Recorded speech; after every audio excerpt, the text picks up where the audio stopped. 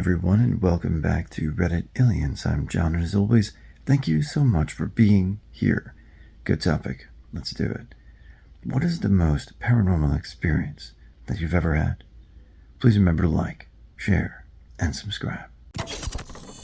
One day I was with my friends, and suddenly my head started getting heavy, and my vision began to whiten out to the point where I couldn't see anything at all. I immediately thought that someone could have drugged me, and asked my friends to help me walk to a place where I could get some air and sit down. My sight was coming back, but I couldn't speak or express anything. I couldn't respond or answer what my friends were asking. Somehow I got into a trance, and it felt like I was seeing my surroundings from an above-me perspective. My friend called my mom, and she picked me up. I still couldn't respond until I got home and went to the bathroom. 3 days later, my mom received a call from my grandpa, and I immediately knew what was going on.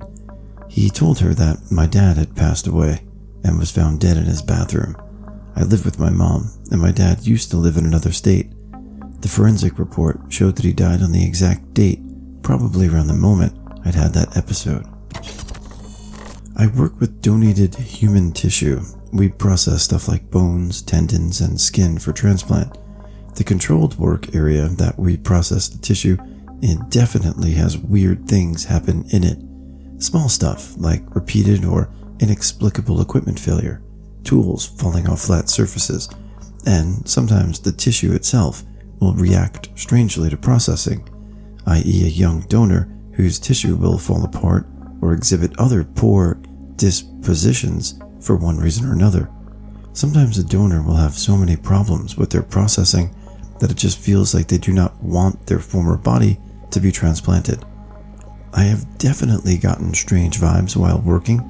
I'm not saying that they are knowingly or purposefully haunting us, but there's an energy that is hard to deny.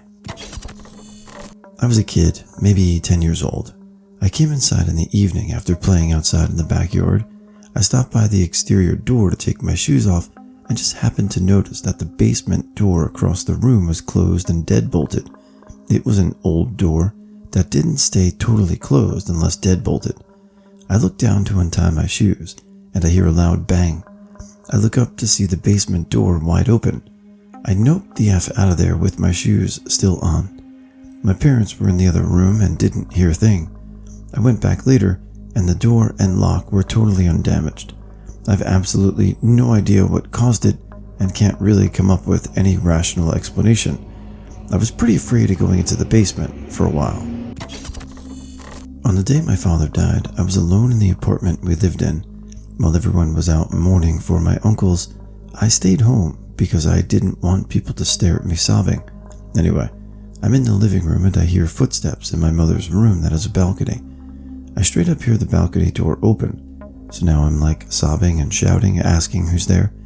I go check it out, and there's no one there except a strong smell of tobacco in the room. My father used to smoke on the balcony. I never told anyone about it, and just kept it to myself.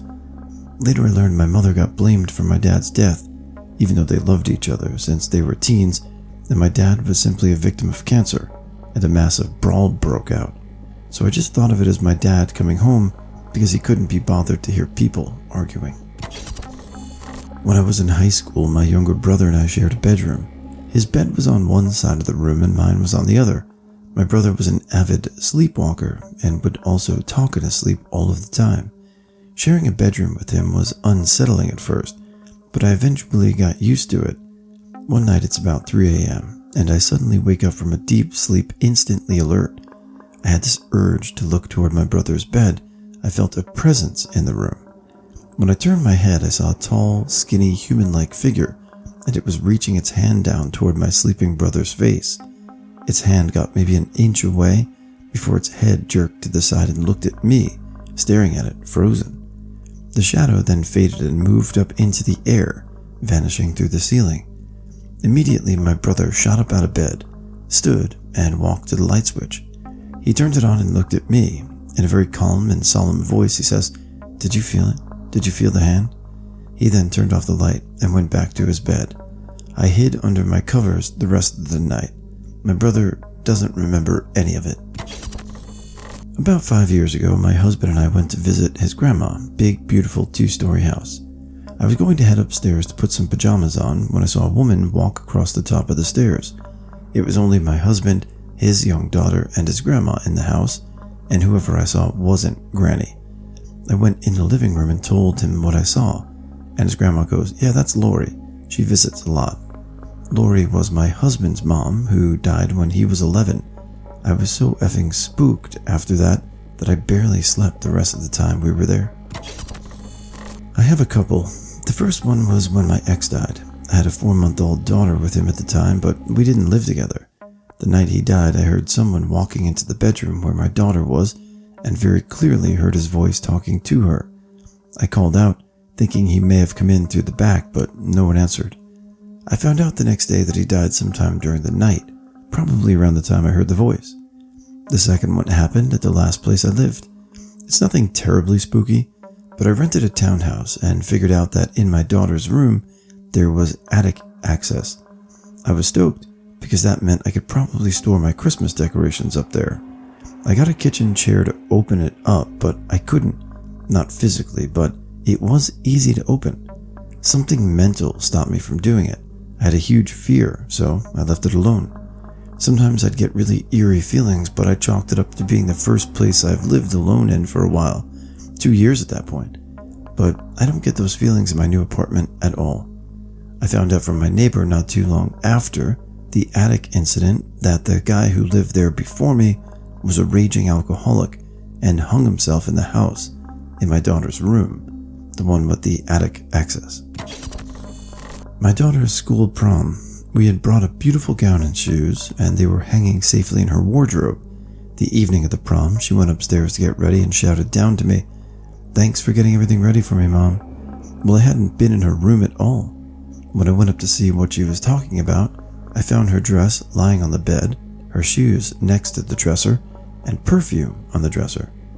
I didn't say anything so she wouldn't freak out, but I spooked her.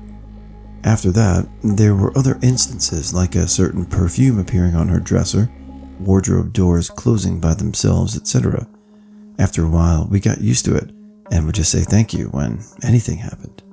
Every once in a while when we do these paranormal stories, you hear these stories about ghosts being helpful around the house. I mean, I'm not trying to downplay it, but like, who wouldn't want that? Dishes get done, clothes get laid out. That's a good haunting. I have one. It must have been some kind of hallucination, but it really scared me. I was sitting in bed watching YouTube for a couple hours. I got up and reached forward to set something on my nightstand or whatever. I had this strange, undescribable feeling that I hadn't actually moved from where I was sitting at all. I quickly turned around and looked at where I was sitting seconds before, and there I was, still sitting there.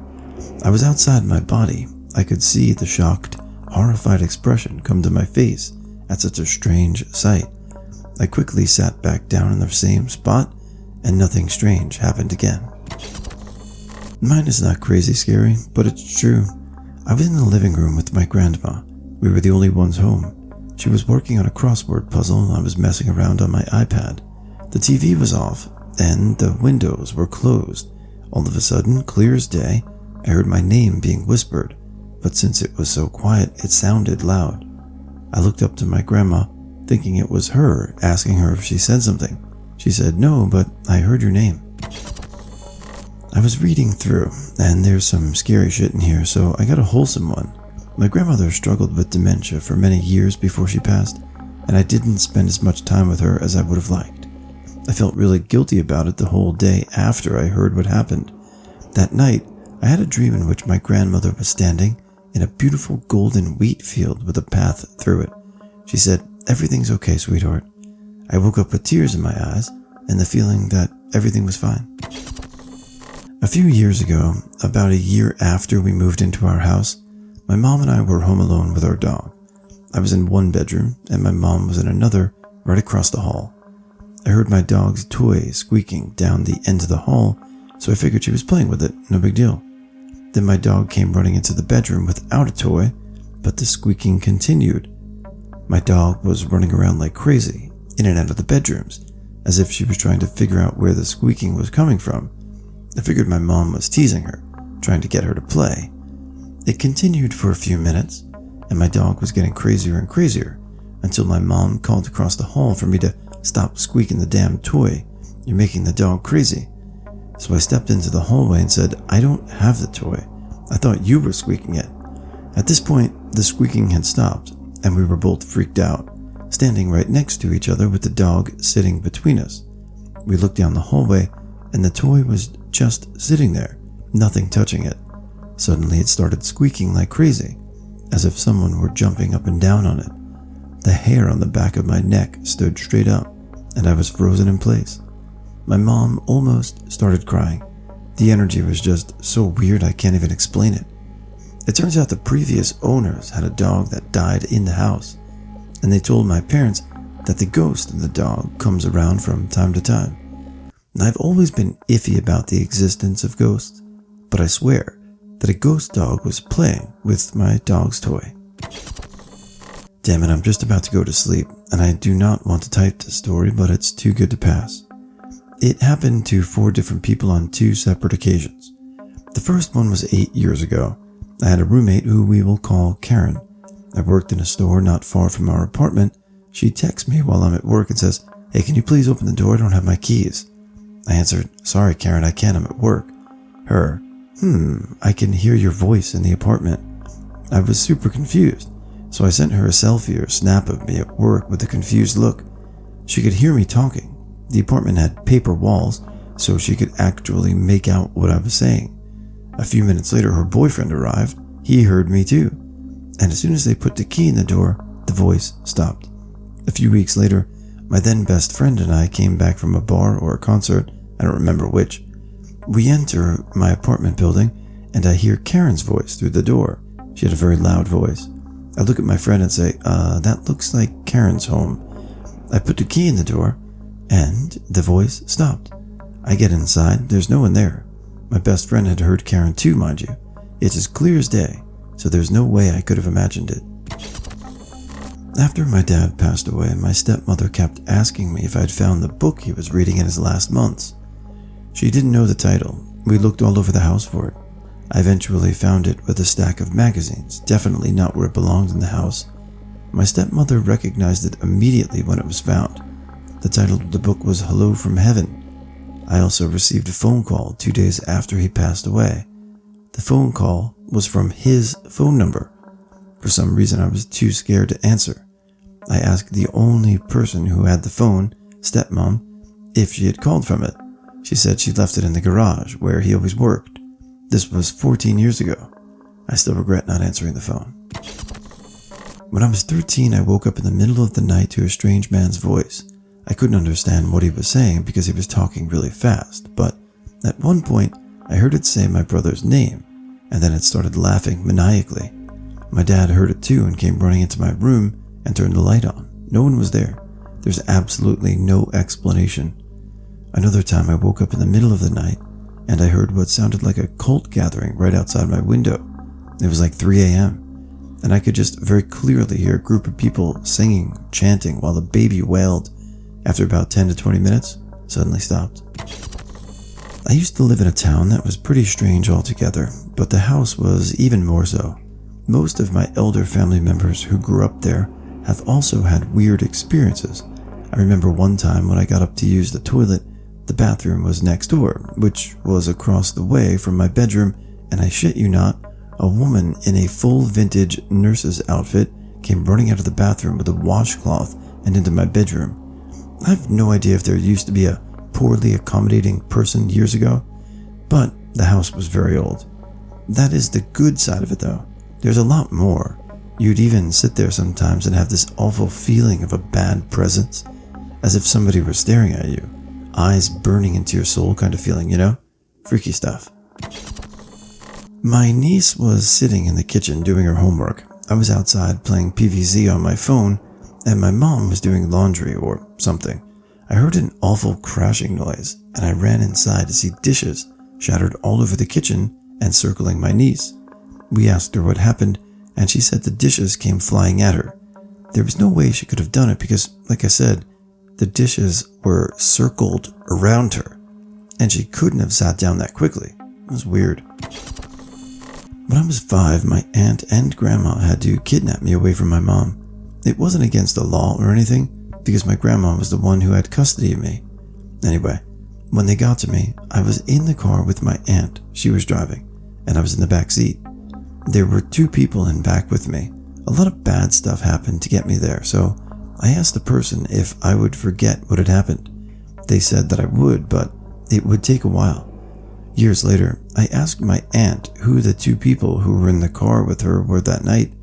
She said that there was no one. It was just us 2, her driving and me in the back. I thought that was crazy, and I've never forgotten that experience, but I forgot everything else, just like the person said I would. After my mother died, I went to her grave a few times a week. I usually had my kids with me, and this one day, as we passed all the older cemeteries, my eldest son, who was 6 at the time, asked, "Mom, what are all those people waiting for? Why are they just standing there?" The cemetery was empty, and not a single human was there.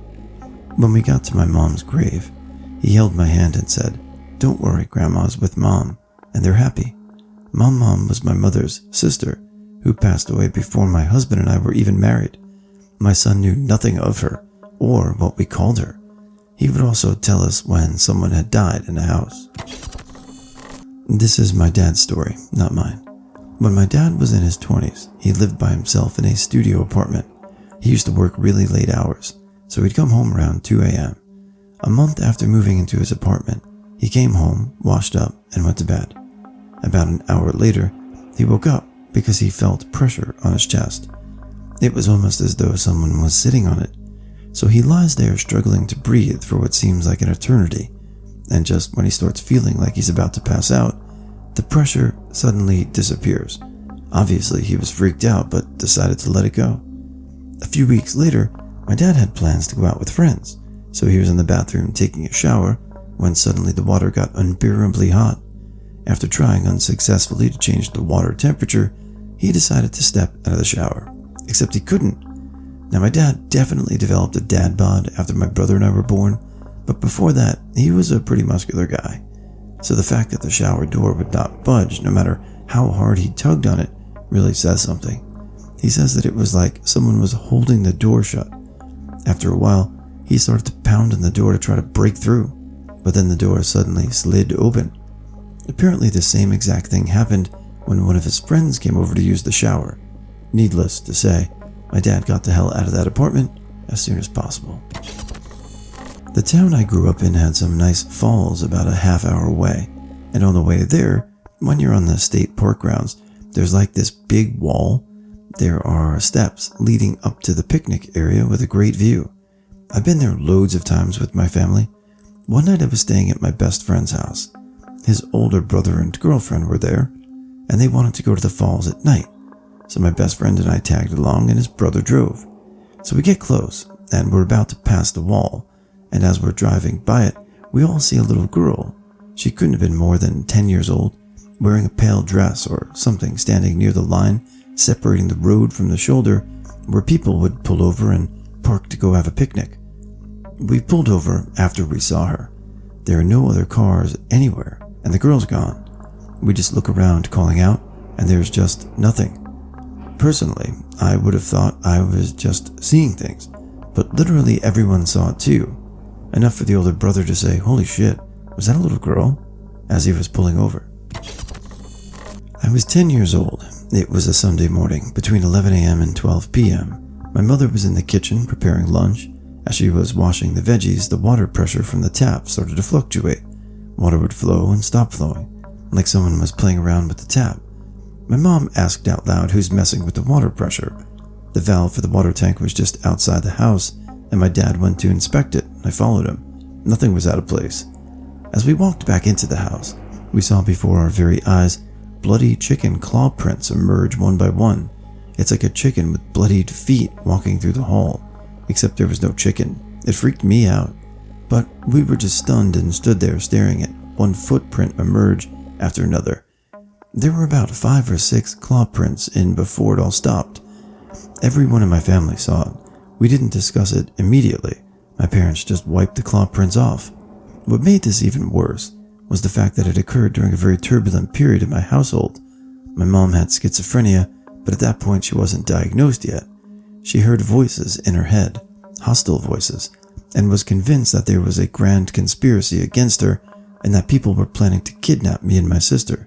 She didn't trust my father, her mother, or her siblings, so when something legitimately paranormal happens, it just messes everything up. In a world where bloody chicken prints appear, why wouldn't there be some occult conspiracy?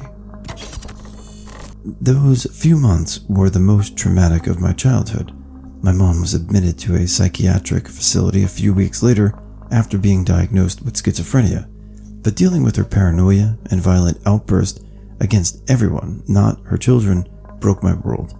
Part of me even believed her. Having some legit paranormal shit happen in the middle of the day didn't help at all. 17 years later, she's still on medication, but she's stable and fully functional. Even when she was going through the worst of her schizophrenic episodes, she was never neglectful, always loving toward her children, always dutiful, but she was overprotective during those times. I was afraid that I'd get schizophrenia because it is somewhat hereditary. My mom's sister became quite unstable a couple of years ago. To complete the double jeopardy of insanity, my dad's sister also had paranoia, and her son was admitted for a manic episode. So this propensity for psychotic disorders on both sides of the family tree has made me pretty resolute on not getting married and having kids.